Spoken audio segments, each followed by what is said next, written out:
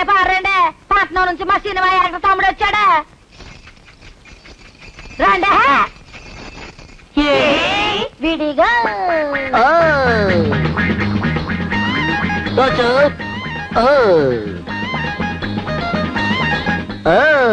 మీరు ఏ సినిమాలో యాసాలు కట్టారండి? చాలా. ఆ సినిమా పేర్లేంట్రా? బాడుకో, యదవ, సవత, సన్యాసి, నీ అమ్మ, డొక్క చింపుత, దొంగ సచ్చినోడ. తమ్ముడు ఈ సినిమా పేర్లేంట్రా? తిట్లాగున్నాయి. ఇప్పటి సినిమాలకు ఈ పేర్లు ఉంటేనే ఓపెనింగ్స్. ఇప్పటికే ఎన్ని సినిమాలు లేచా?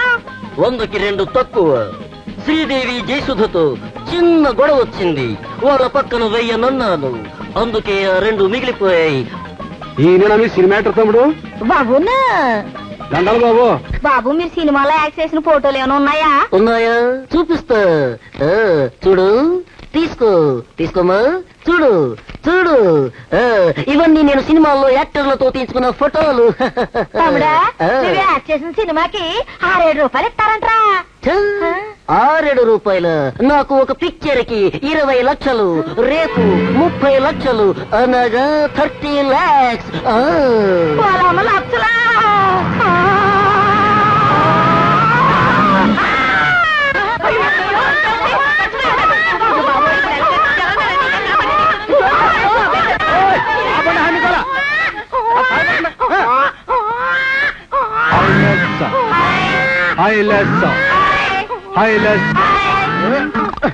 బాబు టచ్అప్ కావాలా?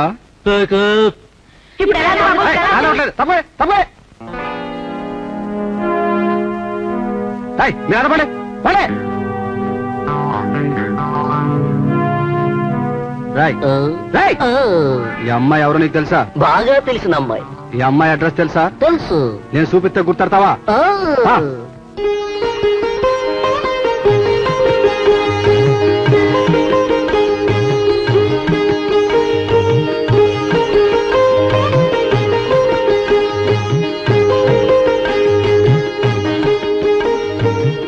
ఏట అట్టా సోతున్నా? నువ్వేస్తున్న ముగ్గు బాగుందా? ముద్దొస్తుంది. నువ్వు ముద్దుల కృష్ణయ్యగా ప్రతిదీ నీ ముద్దుగానే ఉంటది. కానీ అది కావలసిన వాళ్ళు ముచ్చట తెరచదు, మధ్యలో వాళ్ళు మాడిపోతాం. ఇంత అందమైన ముగ్గేసిన దానివి అర్థమయ్యేటట్టు మాట్లాడలేవా?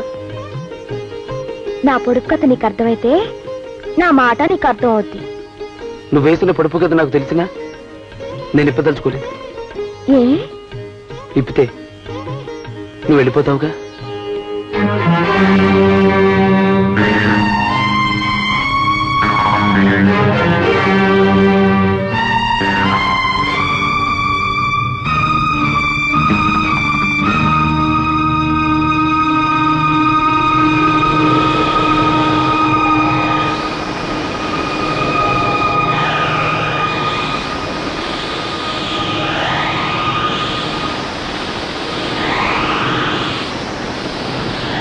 అనుకోకుండా మేఘాలటి చూసావా? నువ్వు అంతగా మెచ్చుకున్న ముగ్గు ఒక్క గాలి దుమారంకి ఎలా చెదిరిపోయిందో. మళ్ళీ ఎత్తబాలా? మళ్ళీ గాలి దుమారం రాదని నమ్మకం ఏంటి? ఆకాశం అంతా కారు మబ్బులు ఎలా కమ్ముకున్నాయో చూడు. ఊరుకో, అర్థం లేని మాటలు, అనవసరమైన భయాలు. వేసిన ముగ్గు అందంగా ఉండొచ్చు, అది నీకు బాగా నచ్చుండొచ్చు. నీ మెప్పు పొందే అర్హత దానికి లేదని చెప్పడానికే ఈ మబ్బులు కమ్ముకున్నాయేమో. ఆడదానిగా అందుకే భయంగా ఉంది.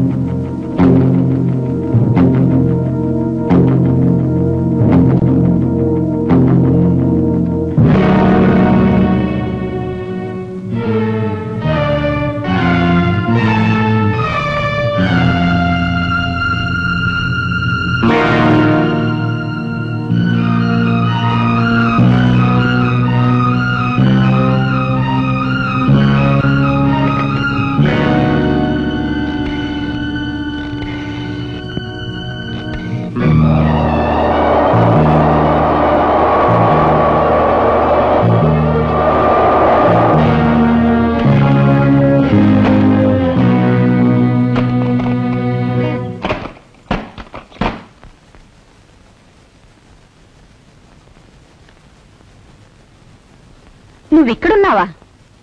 ఏమిటమ్మా ఇది? నువ్వేంటి ఇక్కడ ఉండటం ఏమిటి? అసలు నువ్వు ఇక్కడికి ఎందుకు వచ్చావు, ఎలా వచ్చావు? విజయమ్మ, ఇన్నాళ్ళు మీరు కనబడబోయేసరికి ఏమయ్యారో అని ఎంత కంగారు పడ్డామో తెలుసా? ఈ పుక్రాజన్ సేటు అంతే. అవునమ్మా, మీరు రొట్టె తిని అన్నాళ్ళైందో. నీకేం కష్టం వచ్చింది? ఎందుకు ఇలా చేసావు? మేమేమైనా బాధ పెట్టా? చెప్పవే, చెప్పు, ఎందుకు ఇలా చేసావు? ఏటిది? ఏమిటి గోలా? ఎవరు మీరు? ఎవరమ్మా ఇతను? నేను నిన్ను అడిగితే నువ్వు దాన్ని అడుగుతావేటి? నువ్వెవరో చెప్పు. నేను దాని పిన్నిని. పిన్నా? అవును.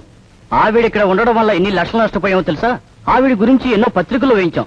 ఈ మారుమూల గ్రామంలో ఉండడం వల్ల తెలుసుకోలేకపోయాం. ఆఖరికి రమణమ్మ గారు ఫోన్ చేయడం ద్వారా ఇప్పటికైనా తెలుసుకోగలిగాం. థ్యాంక్స్ జైన్. ఏటేటి? లక్షలేటి, నష్టమేటి, పత్రికలేటి, రమణమ్మ ఫోన్ ఏటి? ఓయ్, ఎవరిని చూసి ఎవరనుకుంటున్నారు? ఈ అమ్మాయి మా చుట్టాలమ్మాయి. చుట్టానివా? నువ్వు మాకే వరుస చుట్టానివి? చుట్టరికం నీకు నాకు కాదు, దీనికి నాకు. ఆవిడెవరో తెలుసా? ఆవిడెవరో నీకే తెలదంటున్నాను. మాకేంటయ్యా, ఆవిడ్ని తెలియని వాళ్ళు ఎవ్వరూ లేరు. ఆవిడెవరనుకున్నావు?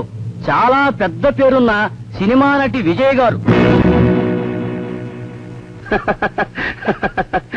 ఇది సినిమాలో మళ్ళటారు మీరు. ఇన్నవా శాంతి? ఆహా, పర్లేదే, నువ్వు సినిమా యాక్టర్ అనుకునేలా ఉన్నావన్నమాట.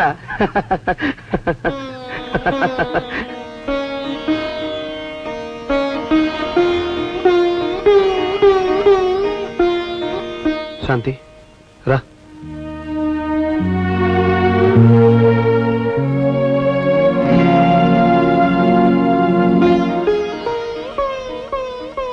ఏమిటిదంతా?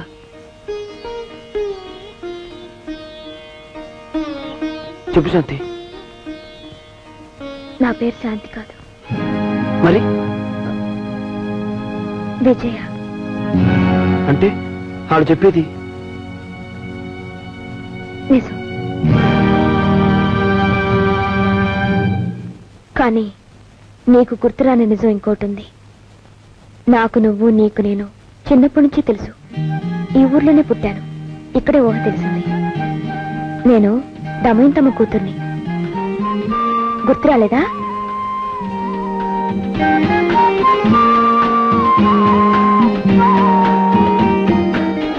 ఏటోడిన పరుగులు, పొగడు చెట్టు కింద గొడవలు, కల్లా కపటం తెలియని గిల్లి కజ్జాల్ని ఇప్పుడు తలుచుకుంటే ఎంత ఆనందంగా ఉంది.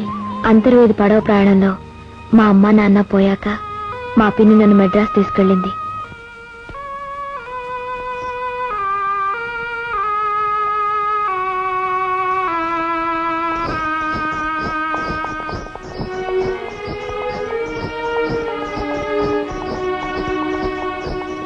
ఆ రోజు తెలియకపోయినా ఆ ఎడబాటు ఎంత భయంకరమైందో ఈ రోజు తెలుస్తోంది.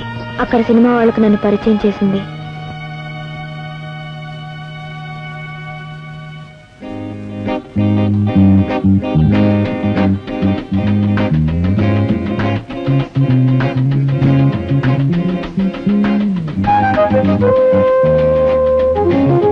అదేమిటో నాకు తెలియకుండానే నా మొహానికి రంగులు వేయించింది.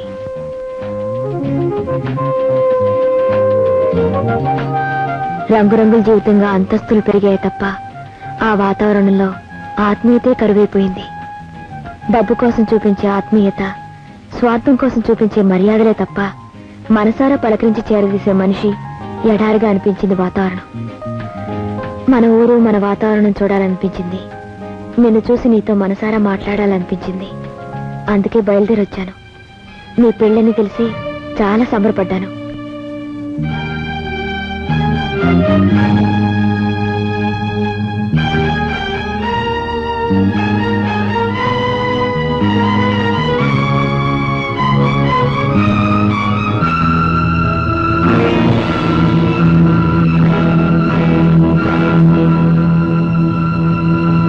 అక్కడ అలా జరిగాక నేను ఏమిటి ఇంతసేపు జరిగించాలో ఇంకా బయలుదేరు. పిన్ని, తప్పకుండా వచ్చేస్తాను. కానీ నేను అనుకున్న పని ఇంకా పూర్తి కాలేదు. నాకు 4 రోజులు గడివేవు, నేనే వచ్చేస్తాను. చాలే, ఈ పల్లెటూళ్ళలో నువ్వు చేసే ఘనకార్యాలకు ఇంకా గడువు కూడాను. అక్కడ లక్షలు పెట్టిన వాళ్ళు గడవలాడిపోతున్నారు. పద పిన్ని, ఒక్క 4 రోజులు పిన్ని, నేనే వచ్చేస్తాను. ప్లీజ్ పిన్ని, పిన్ని, నేను చెప్పేది విను పిన్ని. ఒక్క 4 రోజులు గడువు, నేనే వచ్చేస్తాను పిన్ని. పిన్ని, ప్లీజ్ పిన్ని. 4 రోజులు గడువు పిన్ని. అదేం లేదు, రా. నా మాట కాదనుకు పిన్ని. పిన్ని పిన్ని పిన్ని, పిన్ని నా మాట కాదనుకు పిన్ని. ఒక్క 4 రోజులు పిన్ని. పిన్ని అయ్యో పిన్ని నా మాట కాదనుకు పిన్ని. పిన్ని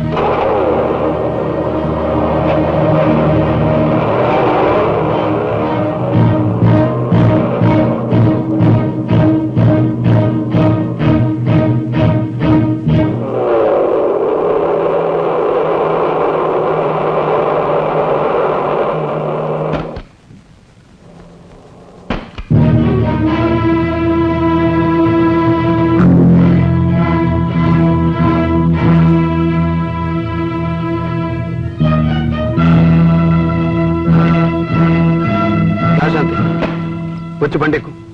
ఏమిటయ్యా దౌర్జన్యం? దౌర్జన్యం కాదు, ఇదే న్యాయం. మీ మర్యాద మీకు దక్కాలంటే వచ్చిన దారిని వచ్చినట్టు పండి.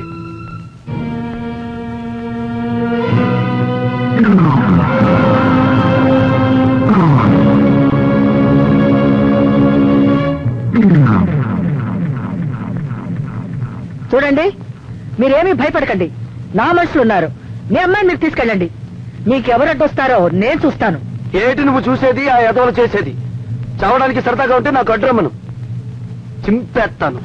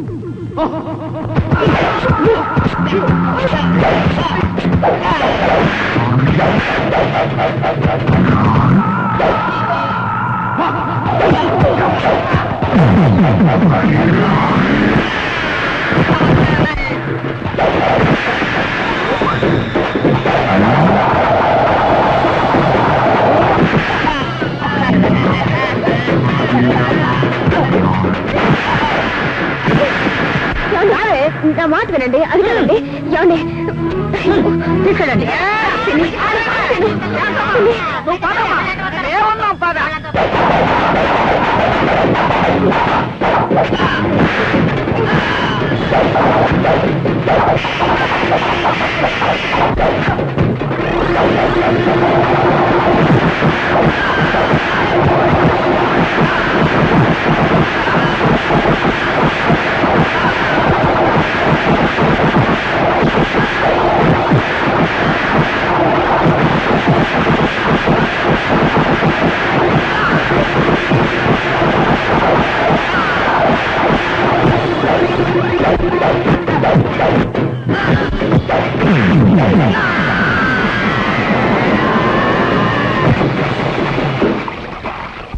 జరిగిన దానికి జరగబోయేదానికి బాధ్యత నీది, నీ తల్లిదే, కానీ ఆ అమ్మాయిది కాదు.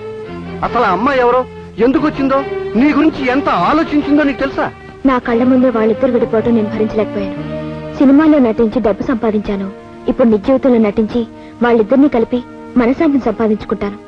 కృష్ణయ్య మనసు మీద నాకు చాలా నమ్మకం ఉంది. అతని పక్క నుండి రాధ అసూయపడేలా చేసి, ఆలోచించుకునేలా చేసి, వాళ్ళిద్దరినీ ఒకటి చేసి ఊరి నుంచి వెళ్తాను.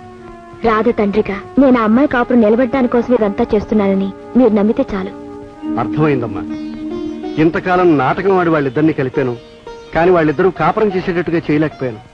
నేను చెయ్యలేని పని నువ్వు చేస్తున్నావు. మా కృష్ణయ్య మీద నా నమ్మకం ఉందమ్మా. నిన్ను చూస్తుంటే నాకు ఆ అనుమానం కలగటం లేదు. ఇహ నుంచి నువ్వు ఆడే నాటకంలో నేను కూడా ఒక పాత్ర. కానీ నువ్వు నీ తల్లి పొగరు నీళ్ళలో పెరిగి అభిమానవంతులైన నీ భర్తనే కాదని నీ బతుకు నవ్వులు పాలు చేసుకున్నావు. ఇప్పుడు ఆఖరి క్షణంలో నీ జీవితం ఊగిసాడుతోంది. నిర్ణయం ఎవరి చేతుల్లో ఉందో తెలుసుకోవాల్సింది నువ్వు.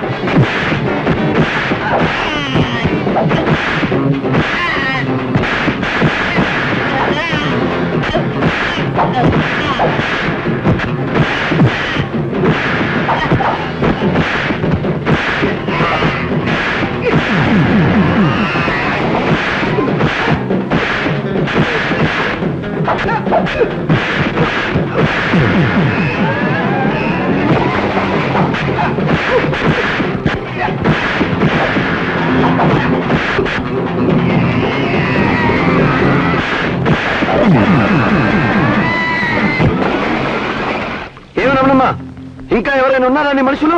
రమ్మను. ఈ ఊళ్ళో వాళ్ళకి సిగ్గు లేదు. నువ్వు ఇలా బర్తెగించి దాంతో తిరగడం ఈ ఊరికే సిగ్గు చెట్టు. కన్నుగుట్టినమ్మకి కాటి కూడా కలికిలాగానే ఉంటది. నువ్వు చూడలేకపోయావు గాని మాకందరికి సంతోషంగానే ఉంది. అసలు దానికి వారికి ఏ సంబంధం మీరందరూ సమర్థిస్తున్నారు? ఇంతవరకు లేకపోవచ్చు, ఇక నుంచి ఉంటుంది. శాంతి నా దగ్గర ఉంటుంది, నా ఇల్లాలిగా ఉంటుంది. మీ ఇద్దరి మధ్య ఉండే రంకుతనాన్ని ఎంత ధైర్యంగా చెప్పుకుంటున్నారు? అమ్మా, ఎందుకు ఇంకా అరుస్తావు? చేసింది చాలదా? జరిగింది చూసాకైనా నీ కళ్ళు తెరుచుకోలేదా? నీ అహంకారంతో నేను గుడ్డిదాన్నయ్యాను. ప్రపంచాన్ని నీ కళ్ళతో చూశాను గాని ప్రపంచం కళ్ళలో నేనేమిటో తెలుసుకోలేకపోయాను. నాకు చేసింది చాలదా? ఇంకా ఎన్ని జీవితాల్ని విడదీయాలనుకుంటున్నావు? ఎందరికి మనశ్శాంతి లేకుండా చేయాలనుకుంటున్నావు? నీ ముఖం చూడడానికి నాకు అసహ్యంగా ఉంది. బావా, నిన్ను నాతో ఉండమని నేను విసిరికొట్టిన నా స్థానాన్ని నాకు తిరిగివ్వమని అడిగే అర్హత నాకు లేదు. నీలో ఏ కోసాన్నైనా నా మీద జాలి మిగిలుంటే నన్ను క్షమించమని అడగడానికి వచ్చాను. ఏ ఆడదానికి నాలాంటి దుస్థితి రాకూడదని నమ్మొచ్చాను. శాంతి, నా మనసారా చెప్తున్నాను, బావన్నది నిజమే. అతని పక్కన ఉండడానికైనా అతని ఇంటికి ఇల్లాలు కావడానికైనా అర్హత నీకే ఉంది. నీలాంటి మంచి వాళ్ళ ఆనందాన్ని చూసి తృప్తిపడే మనసుండడం నా అదృష్టం. Very good. అమ్మయ్యా. పిన్ని, పదని బయలుదేరదాం. దీనికోసం నేను ఇంకా ఉంటానన్నది. రేపు ఎవరు షూటింగ్? సర్లే, అవన్నీ కార్లో మాట్లాడుకుందాం. శాంతి, అవును రాధా, మీ ఇద్దరిని కలపాలనుకున్నాను, కలిశారు. ఇంక నాకేం పని? ఒక ఆడదాని కాపురం నిలబెట్టడంలో సాటి ఆడదానికి ఆనందం ఉంటుంది, కానీ కూలదోయటంలో ఉండదు. అమ్మా, వద్దమ్మా, నువ్వు వెళ్ళొద్దు. నువ్వు వెళితే ఈ ఊరే చిన్నపోద్ది. నన్ను వచ్చి నీ ఇంట్లో ఉండమన్నావు కదమ్మా, ఆశనుతోనే అడుగుతున్నానమ్మా. నువ్వు వచ్చి నా ఇంట్లో ఉండమ్మా, వెళ్ళొద్దు. అమ్మాయి గారండి, మీరు వెళ్ళొద్దండి. మీరు వెళ్తే నేను ఉండలేనండి. మీరు వెళ్ళొద్దమ్మా. అనుకోండి, అలా బాధపడతారేంటి?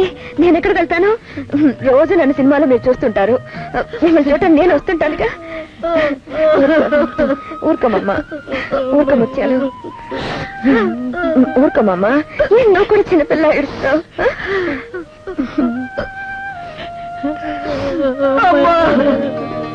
బాబాయ్ గారు, మీరు నాతో శ్రమపడి నా మాట దక్కించారు. నేను కాదమ్మా, నువ్వు ఆడజాతి గౌరవాన్ని పెంచావు. పరాయిదానివై ఉండి పని కట్టుకు వచ్చి నా బిడ్డ కాపరాన్ని చక్కదిద్దావు. ఒక ఆడబిడ్డ తండ్రిగా నేనే నీకు రుణపడున్నానమ్మా. వస్తాను బాబాయ్ గారు. శాంతి, నువ్వు మనసు చంపుకుని పెడుతున్నావు కదా. ఇందాక నువ్వు అన్న మాటతో ఈ జన్మంతా సరిపోయే తృప్తిని మూట కట్టుకు వెళ్ళిపోతున్నాను. మా సినిమాల్లో రచయితలు రాసే పాత మాటే ఈ రోజు నేను మనసారా అంటున్నాను.